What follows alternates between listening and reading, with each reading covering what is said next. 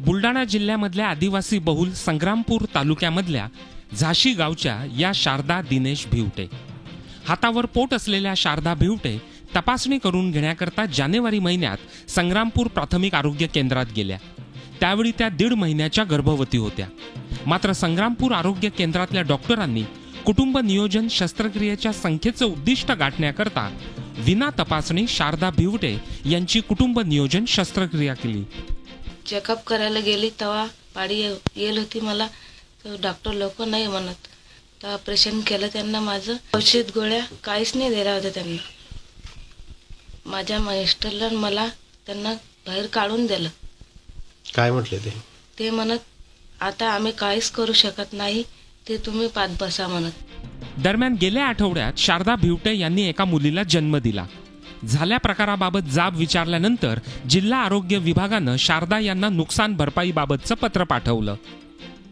आरोग्य विभागाला कोणत्याही सुविधा पुरेल नाही।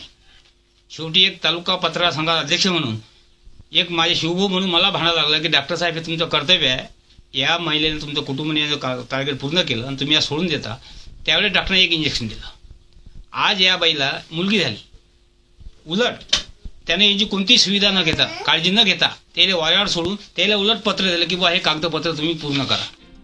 विशेष म्हणजे कुटुंब नियोजन शस्त्रक्रियेवेळी शारदा भिवटे गर्भवतीच नसल्याचा दावा बुलढाणा जिल्हा आरोग्य विभागानं केलाय। प्रत्येक वेळेस कुटुंब नियोजन शस्त्रक्रिया करताना यूपीटी टेस्ट करतो आणि ती टेस्ट निगेटिव्ह असेल तरच आपण ऑपरेशन करतो, नाहीतर ते ऑपरेशन आपण करत नाही।